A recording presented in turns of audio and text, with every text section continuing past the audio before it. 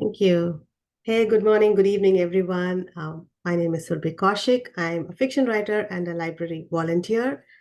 Um, I want to welcome you all to the second session of Writers Beyond Borders for this year.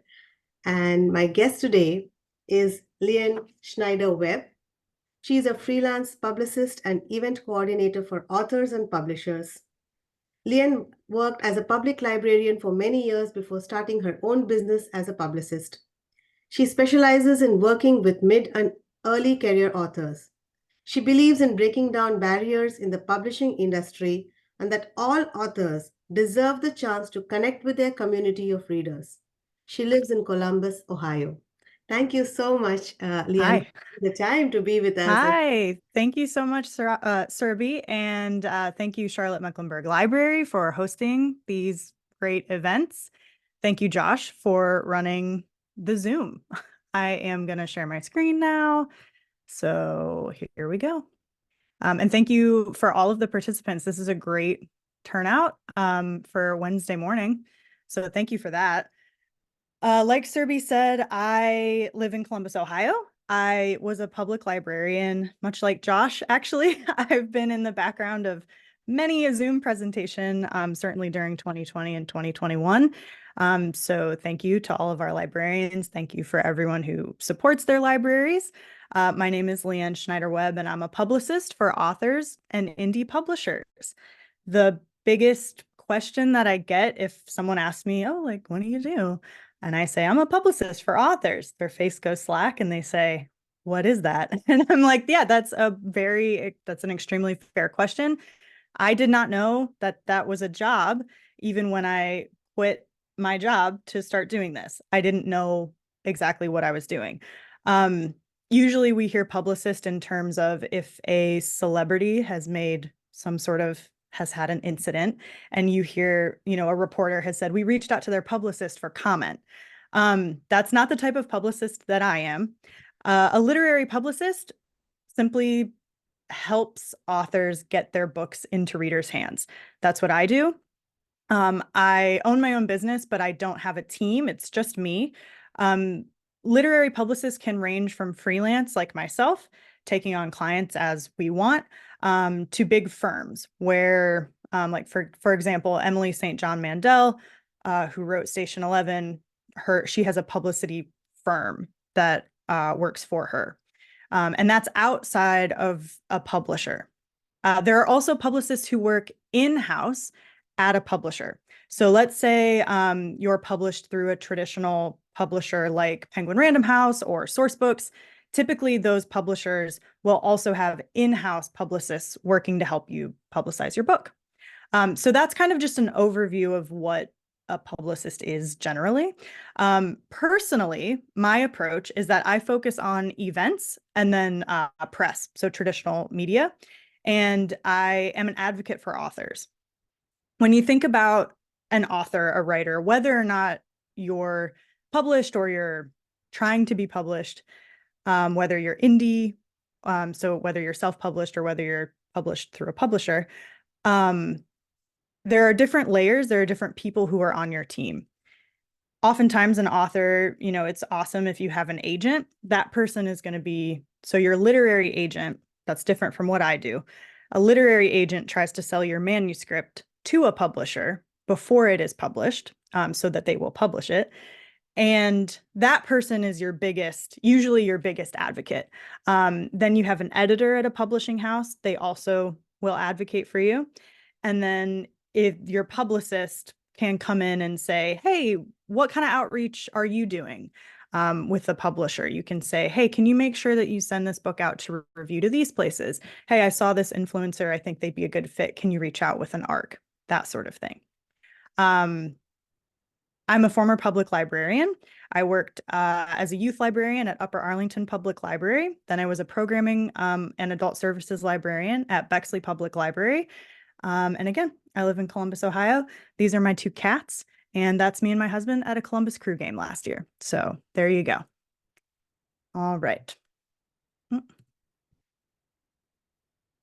Okay.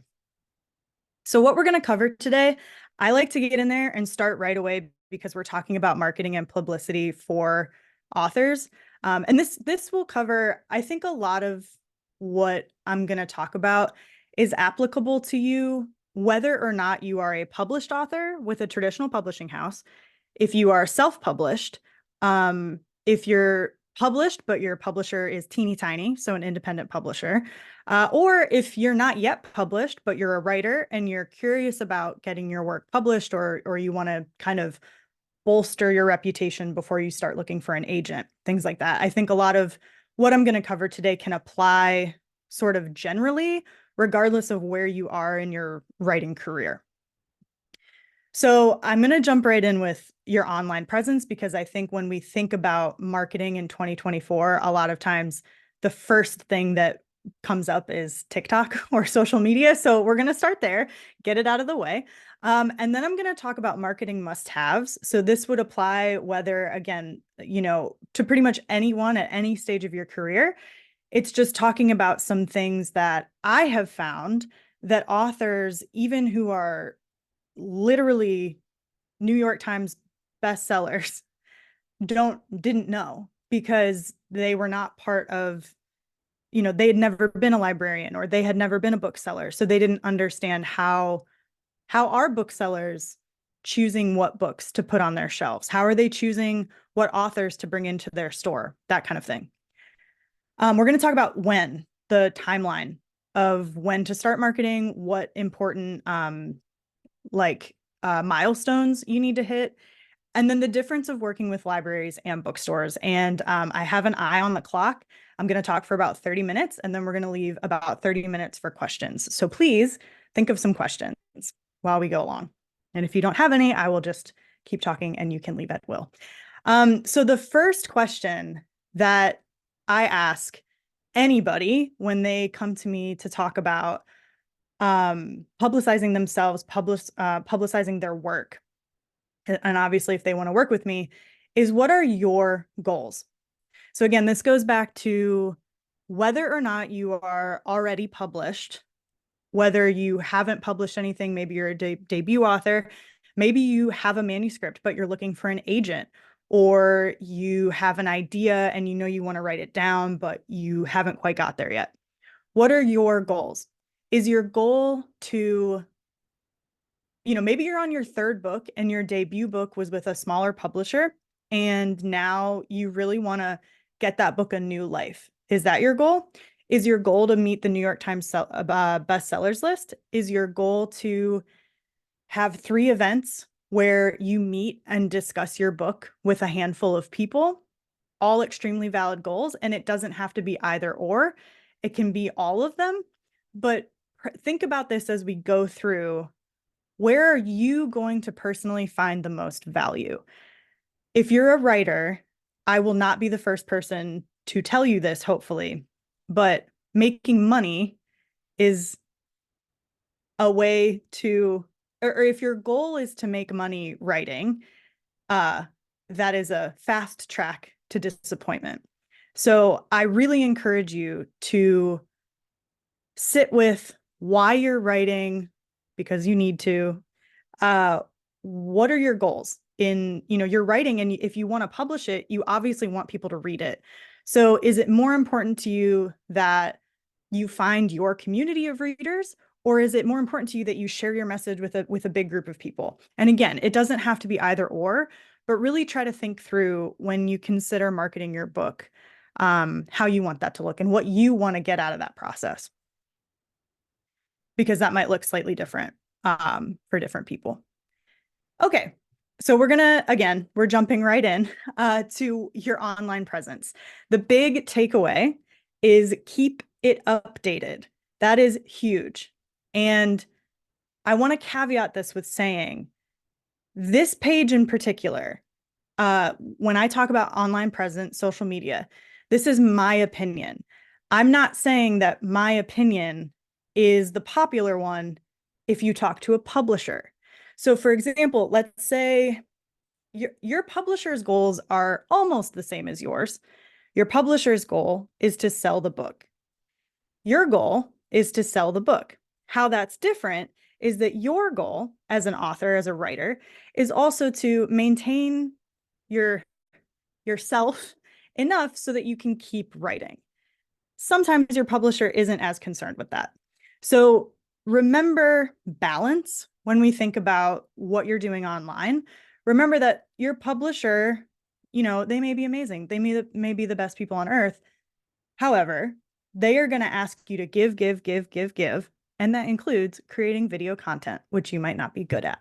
So it's okay to say no. It's okay to say, I don't need to make TikTok videos all the time. But I just want to say that this is my opinion. So my suggestions are you need at least one updated online landing page. I cannot stress that enough. The year is 2024. You need at least one updated online landing page. I'm not going to ask Josh to turn on his microphone, but as a librarian, I can tell you that the first thing that a librarian, a bookstore, bookseller is going to do when they hear your name is they are going to Google you.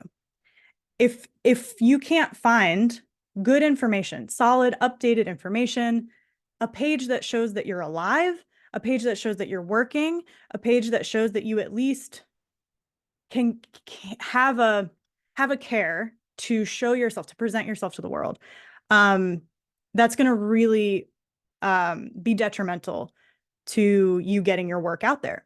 Now, to be clear, it just needs to be a landing page. When I say that, I just mean your website can be very, very simple. You don't need to go overboard. My suggestion for a website, it's one of the more expensive builders, but the host that I suggest is Squarespace. I've used Squarespace, WordPress, and Wix most of the time. I don't like WordPress anymore. It's very complicated to use these days. I suggest Squarespace. Wix can be really overpowered. It's also a great host, but it can have a lot of bells and whistles that you don't need. The things that I would suggest putting on your website are pre-order buttons for your work, a list of your work, your press kit, which we'll talk about that in a second, event info. So if you're going to events, and your contact page. Now that's a pretty complicated website. What you really need is a contact page. You just need a website with like this is what I do. Here's how to contact me. Because anyone who's looking for you might be interested in bringing you in for an event, doing something with you. So you want them to know how to contact you. Now, social media. It is important, unfortunately, I think, to have a presence online. I believe it is also terrible. Social media, I pretty much only use Instagram, but it makes me feel bad a lot of times when I use it.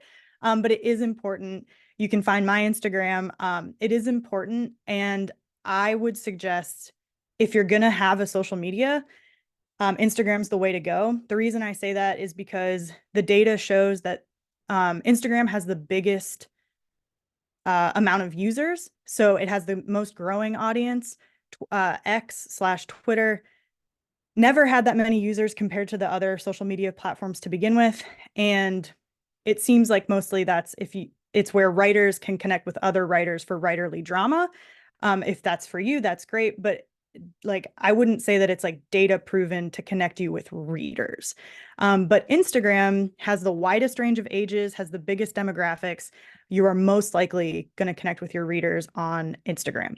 So I do suggest having, and like some businesses, some bookstores, they don't have a website, but they have an Instagram. So I do suggest having an Instagram. Okay, let's move on here. Oh, and the thing I wanted to say about TikTok is that making video content is so hard and so time consuming. And I'm just begging you, unless you are so confident that you are so funny and so good, you just cannot capture the viral nature of book talk, which is, TikTok that's geared toward books, where these books like Colleen Hoover's books, Fourth Wing, these books have gone crazy and become New York Times bestsellers. You cannot capture that. You cannot. And it takes so much time and effort to make those videos. So spend your time writing, pour yourself into your writing, spend your time going outside, putting your feet in the grass. I just don't personally think that it's worth it to do those videos if you're not already really famous on TikTok. Okay, marketing must-haves. Your press kit This is something that Elisa Washuta, an author here in Columbus, Ohio, when I was working at the library, she sent me one of these and I was like, whoa, this is so smart. I'm going to tell everybody to do this. But it was a Google Drive folder. And inside of it, it had her bios, her headshot, and then you can include book blurb, reviews, press, contact info, publisher info, name pronunciation, which was important for Alyssa because it's spelled with an E, and book images. So I would especially recommend bios, headshot, book images for everyone. This is something you can just send, like for this event, for example. Hopefully I sent mine to Surabhi so that, you know, she had my photo. If I had a book, she would have had the cover of my book that she can put right up there and doesn't have to ask me for it. I'm not constantly searching like, oh, where's that latest JPEG? So that's like a nice professional thing. Everything that's here are things that are kind of like barriers to entry in the publishing world. So something that I started doing this work, one of the things that I found was that I was talking to a bunch of authors in my job at the library. And again, some of these authors were literally New York Times best-selling authors. They were, you know, middle career, doing great. And they would say to me, I have no idea how to like I would love to do an event at this library, but I don't know how to do that. How can I have an event? Or like, how can I do that?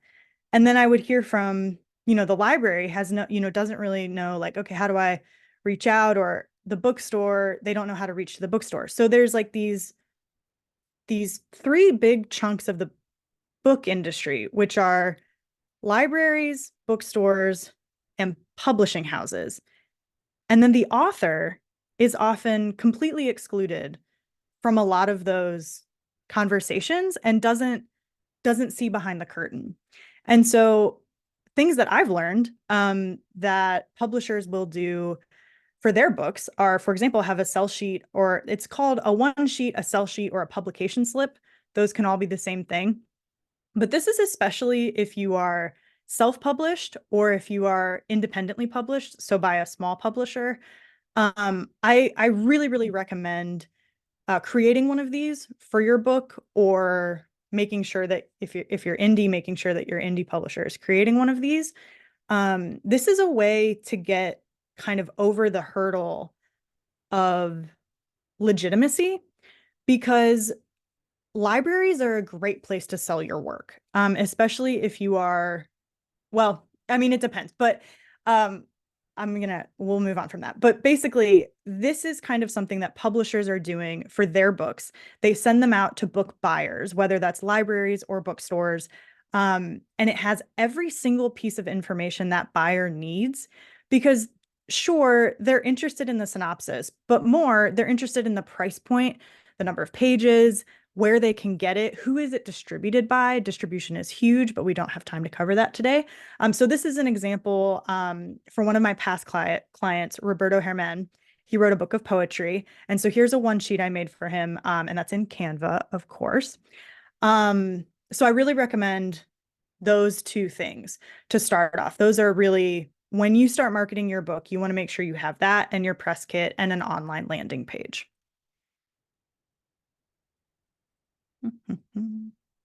Okay, when should you start marketing your book? Obviously, a little bit, this is kind of like if you have a book and it is either self-published or traditionally published. I would say it's never too early, but of course it can be too early, but certainly for kind of building your own image or creating some of those like online landing page or getting a social media set up, it's never too early. But I would say about a year out from publication, you want to start planning. And by that, I mean, really actually like set a timer, sit down, give yourself, 30 to 45 minutes and really think about what are your dream goals for the release of your book. Are you going on tour? How big is the tour? How many cities are you hitting? Are you doing author events with other authors? Who are the other authors that you would love to be in conversation with on your tour? Are you doing school visits? Are you working with libraries? Do you have other programs in your mind that you could do, like a writer's workshop? What's your budget? Are you going to spend money on it? What's your publisher going to do? Are they sending you to stuff?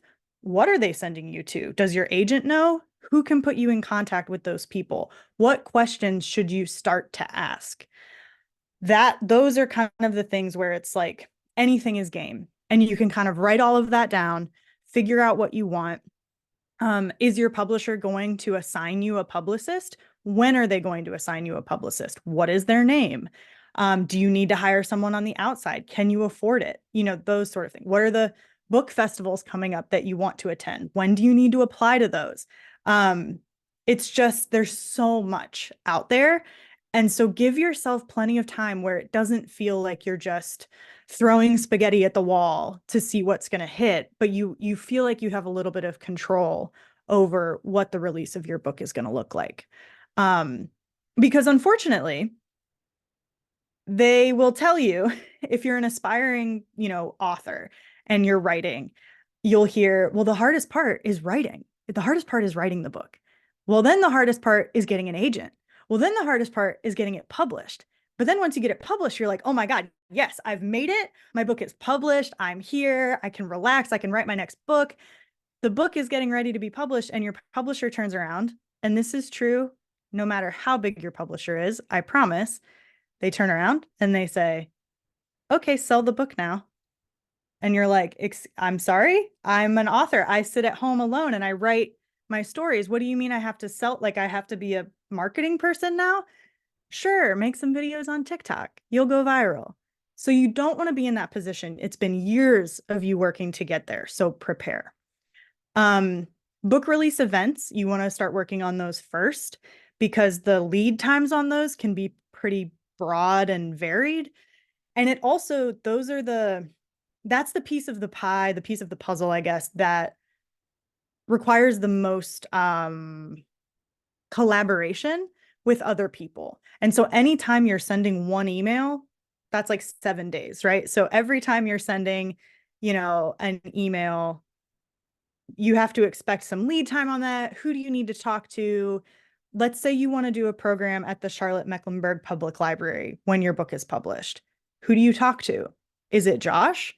Is it Josh's boss? Is it a different department entirely? Does that branch do, so you need to figure out who to talk to and what their lead times are. Typically, library lead times are going to be a lot longer, at least 3 months usually, because I've seen that a lot of libraries work in like quarters. So they'll put out like a quarterly program guide. And so you want to make sure you're getting in their system early enough. Next up would be review submissions. And that's when we're talking about, I don't know if you can see my cursor, but review submissions, this is to review publications like Kirkus, Book Page, Book List, Forward, School Library Journal, Library Journal. I think those are the big ones. I probably missed one or two. The review submissions are about 6 months out, like 4 to 6 months, depending on the publication. These are very important because if you can get a review in Kirkus, Booklist, Book Page, that immediately brings your work up in front of eyeballs, in front of library eyeballs, in front of bookseller eyeballs, and sometimes in front of reader eyeballs. And then you can use those reviews on all marketing going forward. You can say, hey, my book was reviewed in one of these publications. And secret, it doesn't super matter like how good the review is, because you can kind of like, unless it's like this book was terrible, but you can kind of like massage it, even if it's not glowing, because Kirkus has a reputation of being very, very harsh. But you can say I was reviewed in Kirkus, and like then that means there's like a level of legitimacy there. Your publisher has to submit you for these. If you are self-published, you cannot submit them yourself. You cannot submit them as the author. I really, really strongly suggest that you make sure that your publisher is submitting those. Sometimes independent publishers will say, well, it's not worth it for us to submit because they never review indie publishers. And that is not true. They're reviewing more and more indie publishers every day. Yeah, it's hard to get a review. There's literally thousands of books landing on their desks every day. But they will review, and it's free to submit. You don't even have to submit a physical ARC, which is an advanced reader's copy. All of them are digital now. So, I mean, sometimes children's books, they're not, but for the most part, it costs your publisher nothing. So make sure they're doing that. About 3 months out, traditional media, you want to gather your team. That's booksellers, influencers, if there are people online that you think would like your book, or let's say your sister-in-law is huge on Instagram, see if she'll talk about your book for you, things like that. Gather your team, who's going to be there. Final push release day, and then your book tour comes after that. There's a couple things though that I really want to stress, which is that the period, like the 3-month period leading up to book release, and then the 1-month period following that are going to be your most, like, that's where you're getting the most bang for your book. The industry is really, it can be really demoralizing. And when your book comes out, a lot of times it feels like, and it's dead, and we're moving on. Where's the next book? And so don't let that, just fight through that and know that you've done everything you can, and set up a good release tour or some events to really bolster the book and keep talking about it so you can keep that momentum going. Okay, I'm going to get through these next. We just have like 2 more slides, I think. Okay, events are an integral part of promoting your book. This can be hard, I know, for some writers to hear, because maybe you feel that you're not a strong public speaker. Maybe the idea of talking about your book in public or to people is really scary to you. That's okay. Not all events have to look the same, but I do really encourage you, as part of that year out from, getting your book out there, to really think about what kind of events can you do? What kind of events do you want to do? And importantly, who are hosting those events in your area? What I have seen is sometimes, you'll have someone who has quietly been working on their book for years, they get it published, and then they kind of like come out of the woodwork in their community and expect people to be very excited about their book, but they've never gone to another author in their community's event. They've not supported the library. The booksellers in the community don't know who they are. They've never introduced themselves to the librarians. It is so much easier for people to get behind you, to say yes to a program with you, to say yes to buying your book, if they recognize your face, if they know who you are. So as scary as it can be, you can start that now, and you will find some genuine friendships. You will find a community. But go out there, just start going to author events, start going to events like this, so you kind of get an idea for what you want to do, what you don't want to do, who you want to work with. Introduce yourself to people so that you have a community when your book is ready to be published. Also, talk to your publisher, advocate for yourself, be polite, but say, hey, I really want to go to these book festivals. Are you able to submit me to any of those? And really think about what you can afford. What kind of events are you willing to do for free? Do you need to make money doing events? And if so, are you able to provide an event that isn't simply an author talk? So an author talk is usually an author talking about their book. But could you provide, perhaps you self-published your book. People are so interested in that topic. Could you provide a workshop for, let's say, $500 or $300 on publishing, what you learned self-publishing your book? That is a much easier thing for people, for example, libraries, sometimes like writers workshop places. We have Thurber House here in Columbus. It's easier for them to pay for something that's a workshop versus an author talking about their book that we don't really know about. Okay, so I think this is my last slide. Working with libraries and bookstores. So I am biased because I worked in libraries. I love libraries. They are one of our most valuable resources. But they are great because they're very creative. Libraries are out here doing programs like the one you are in right now. So think about, okay, I hear from a lot of authors, how do I get my book in a bookstore? How do I get my book into indie bookstores? Honestly, like, not who cares, but like, bookstores can return your book. Okay. If your book doesn't sell, they will just send it right back to the publisher and you won't get a sale for that book and it might be damaged. And then the publisher just takes a loss anyway. Libraries will buy sometimes multiple copies of your book. Charlotte Mecklenburg Library, for example, has 21 branches. So let's say you write a book that takes place in Charlotte and you get it out there and you meet their bookseller and you say, hey, here's my one sheet. Here's my bio. Look how professional I am. Look, there's the ISBN. The buyer is looking at their screen. They say, all right, it's distributed by Ingram. We can buy it. We'll buy 10 copies because it matches what their community is interested in reading. And great news, they're not going to return it. It's going to be on their shelf. So for that reason, libraries are great for selling your book. Libraries are also wonderful for events because they have built-in marketing that bookstores simply do not have. So they have built-in marketing. They can be really creative with programs. So again, it doesn't necessarily have to just be an author talk. You could do in conversation with, you could do a workshop. They've got all sorts of stuff. They can be really creative. And importantly, they are not as concerned about the newness of your book. Bookstores, I have literally had a bookstore tell me, oh man, we would have loved to work with her, but her book came out 2 months ago. So we're like on to new books now. New York Times bestselling author, won the Eisner Award. This is like, and they were like, yeah, I mean, but it's 2 months old now. So like we're moved on. And I get it. It's like they're busy. They need to get those new books cranking out. But so if you've kind of missed that window or you're trying to plan for the future, libraries are great. Bookstores are awesome for really creating like a community environment, really creating a fan base because the people who are supporting indie bookstores are like really passionate about it. And they can also help by the booksellers specifically are so dedicated to hand selling. So again, like the big takeaway, know your local booksellers / librarians. Okay, and that was, I believe, 30 minutes. So please, but thank you so much for all of you for joining. I hope that you enjoyed. I cannot tell how many people are still here.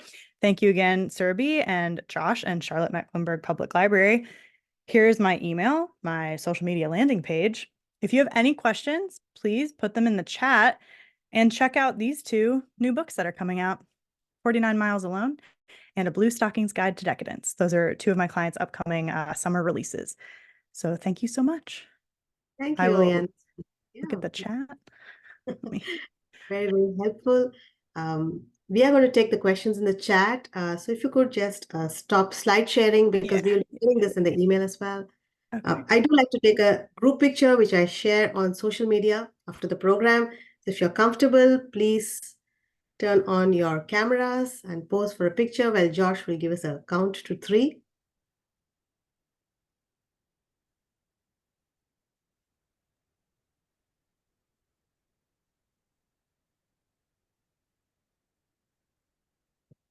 Okay. Sure. Yeah. Okay. All right. 1, 2, 3. And let me do it one more time just in case. Save that one. Okay. 1, 2, 3. All right. Thank you. Thank you, Josh. Thanks, Josh. Yeah, Leann, we already have a couple questions in the chat. Good. I feel like the first one you already answered about the press kit, but Deepa has another question, and I'm sure people must be typing in. Yeah, I'll start with, well, so if the person who asked about sorry, excuse me, just one moment. Okay, if the person who asked about the press kit has more questions, please, you can ask that. I'm gonna skip to the, for those of us on submission, so have an agent, but not a publisher. So that means that your agent is shopping around your manuscript to publishers. Congratulations to Deepa for having an agent. That's incredible. So yeah, congrats. That's amazing. I love to hear that. What steps could we take as pre-publicity actions, if any? That's a great question. And okay. Some of this, okay. I feel like a lot of advice that's given to authors is so jaded. It's coming from a place that's very bitter. It's really, I've been in the industry and I've seen some stuff and I've been in the trenches, and I don't want to be like that. And so what I was going to say is that the industry, meaning publishing, can feel very transactional. I just went to an author talk, and the author Jen Devon, she said that, and I was like, that's the perfect way to say this. But the truth of it is, in 2024, you're not really just selling your book. You really are selling yourself as an author. And now I want to be really clear, because I think personally, this is my personal opinion, you can separate yourself, your heart, your soul from your author self, if that makes sense. I'm not for one second saying that to be a successful author, you have to bare your soul on social media. I don't mean that at all. But you see every day publishers, essentially like influencers. You see like people with huge social media followings. Celebrities are a great example of this, but people who already have a following publishing deals every day. It's just like bam, bam, bam, bam. You were funny on TikTok, bam, here's a book. Like that's truly, so I would say that while it's very difficult to become an influencer or famous on Instagram, I think that the best ways for most authors to do pre-publicity is, again, to really make sure you have a very nice, very professional, online, updated social media presence, and a website or landing page. Because what you really don't want is when someone goes to Google you, especially if they've read your book and they really like it and they want to follow your work, you don't want them to Google you and the first thing to come up to be like a Zanga page from 2000. You don't want them to just only see like obituaries with your name, so like you really want to make sure that you have that. So that's like easy. That's low-hanging fruit. The second thing, and this is the harder thing, is building that network, that community of booksellers and authors. And I really don't want to be cynical about that.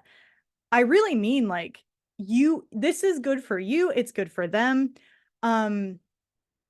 Just be humble, show up to literary events. And I know that's really hard. Like so many of us are so busy and like things are hard. It's hard to get out of bed. Sometimes it's hard to leave the house. You've got, I mean, a lot of people have kids. Like you just have so many like older parents, all the things.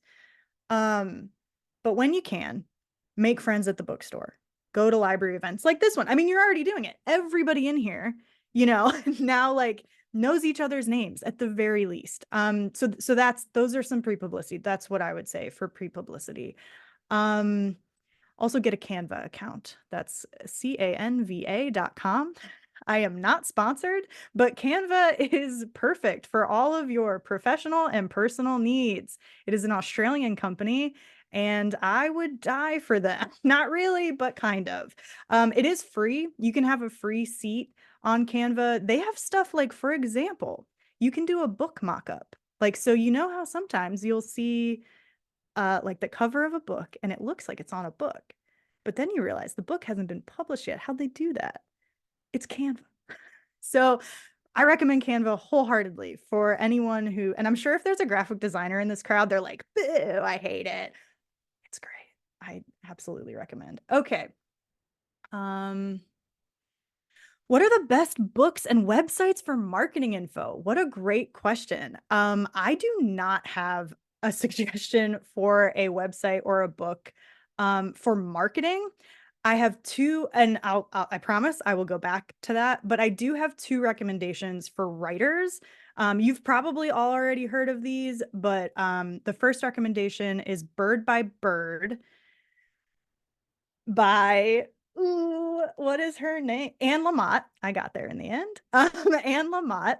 She's actually coming to Columbus, Ohio in April. So Anne Lamott, Bird by Bird, that book. And the second one is the famous screenwriting book, Save the Cat. So Save the Cat, Blake Snyder, I think. So is that right? It doesn't matter. Those are the two books that I would recommend for writing. For marketing your book, I don't know. I will say that a lot of information online is like fine. Some of it's bad. Unfortunately, that is kind of the problem. I believe that there is a real lack of transparency, and also kind of it's just like everyone is just making it up. Like the rules are made up and the points don't matter. Like honestly, at a certain point in this industry, that is what it is. But there aren't a lot of, because things change so quickly. So like, let's say somebody published a book on book marketing 5 years ago. That book would be obsolete today because the landscape changes so fast. I mean, the pandemic changed so much, book talk changed stuff. I mean, so it changes really quickly. The market changes quickly. And then at the same time, nothing changed, so I have not found any books that I think are super good. I also think that because the pieces of the industry that I talked about, the booksellers at bookstores, librarians, and publishers are so siloed from each other that no one is talking. Like no one is talking to each other. Like I'm shocked, or like I'm not shocked, but when I work with a library for a client and then I say, "Hey, I noticed you have an indie bookstore across the street. Can they sell books at this event?" 9 times out of 10, the library's like, "Oh my God, we've never worked with them before." Like, yeah, we'll reach out. We'll see if we can do that. And I'm like, yeah, that'd be great. Because now we work with 2 community organizations. Everybody wins. The bookstore sells books. The library gets the like patronage, and the people can go to the event for free. So it's just like they're not talking. So unfortunately, I don't have recommendations for that. I'm going to try to make my answer shorter. Oh, do you have any tips for selling on Amazon? Yes, update your author Amazon page. This is something that your publisher, even this actually applies like regardless if you're self-published or not, if you're traditionally published. Your author page on Amazon is connected to your email address. So do not use an assistant or a publisher or because your publisher might change. Like hopefully they will. Usually you start at like, it doesn't matter. Your Amazon author page, get that updated. There are really easy, like if you Google updating author Amazon page, you'll find links for that. So do that. And I don't think you have to get it. Like if you claim that you're published by Penguin Random House, they will send they'll send a verification to Penguin Random House. So don't do that if you're not published by them. But otherwise, do that. The other thing is that I know if you are a self-published author or / published by an indie publisher, like there's a section on the on the back end that the publisher has access to. So I think that applies whether you're published, like self-published or indie. I mean, any publisher. So like, just make sure they do it, I guess. There's like sometimes you'll be scrolling, you'll look at a book page on Amazon. And when you scroll down past that top section to like the next section, there's like a banner and it has like marketing material and it'll have like pull quotes and reviews. So that kind of marketing section, I don't know how much it drives sales, but that marketing section can be updated by your publisher. The last thing is that, so you'll notice, I don't know if you caught this, but my client, Roberto Herman, he was #1 on Amazon. #1 in Amazon in Hispanic poetry. So you can often like, Amazon has, I mean, and that was awesome. Like, don't get me wrong. Like, there's a lot of Hispanic poets out there. And like for him to like hit that metric, right when the book came out, but that also goes to pre-orders. I can't believe I didn't say this. The reason that pre-orders are so important, the pre-order period is so important because a lot of people want to hit the New York Times bestseller list. And the New York Times bestseller list, you get on that list by selling 5,000 units of your book in 1 week. It doesn't matter what week, 1 week. the pre-order period, any books that are bought in the period from the time that the book goes on sale, which is, can be a year out. It's just like floating there on Amazon, on Barnes and Nobles. All of those purchases ring out on the day the book is released. So let's say you sell 2,000 copies in the pre-order period. They all ring out on that release day. And then you have the momentum of release week to try to make that 5,000 to get on that list. So that is why one of the best ways to support your favorite authors is to pre-order their book. That's why everybody's out here like, pre-order my book, because they're really trying to make that list. And it's your best chance for making the New York Times bestseller list is to be, and probably other bestseller lists, is to be there. Or if you're lucky, later, you'll get chosen for a library read or on Overdrive, Libby or something. And then a bunch of people will buy copies. But that is why the pre-order period is so important. Okay. Let's see. Save the clock. Oh, the cat cushions. My mom made those. Yes. Let's see. Oh, Goodreads book reviews and Amazon reviews. What a tricky question. Okay, so my advice to any writer or published author who has people reviewing their books, don't read them. Don't go on there. Block Goodreads. Don't read the reviews. Don't read the Amazon reviews. It's not going to do you any good. Don't do it. You have had a team of people read your book. Just don't do it. It only sadness lies there, because you can have 1,000 5-star reviews, but someone will rate it 1 star and you won't sleep at night. So don't look at it. This question is kind of like really divisive. I think you could ask anybody and they would have a different opinion. I know that the people I've talked to and the publishers that I work with don't seem to care a whole lot. Goodreads, okay, this is my opinion. I guess all of this has been my opinion, but Goodreads and Amazon reviews seem to be something that very much like book Twitter is kind of like, it's so crazy, like, oh my God, I got these Goodreads reviews, and it'll like really blow up and it'll seem like this really big deal for like the 200 people who are paying attention, which is me often, but like for the 200 people who are paying attention on the internet, and that slice of readership is really small. It can feel really big, but I honestly don't think that it's playing a huge role in sales realistically.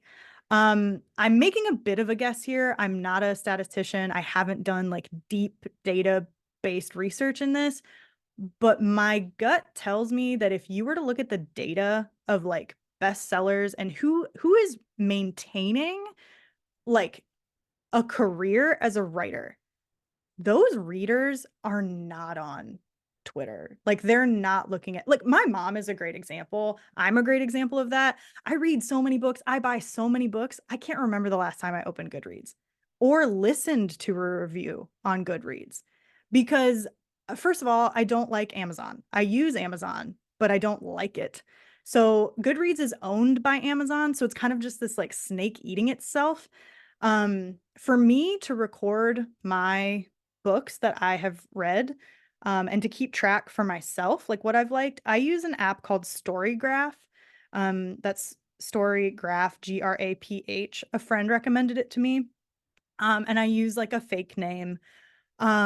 And that's how I track my own reading, just so that I know like what I liked and stuff. But I wouldn't worry too much. I mean, look, it's great if you get a good review on Goodreads. You can pull that, especially if you're independent or self-published.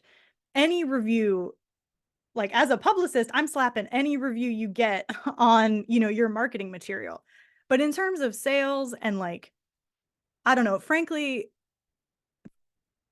if you're with a publisher and their publicist is like really obsessed with Goodreads reviews, I would encourage them to do something else with their time. Like for you, because I just personally don't think that's a good use of anyone's time.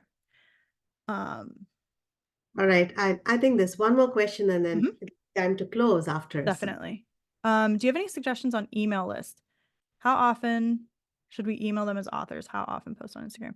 That's a good question. I would honestly, that's not a, I would Google that question.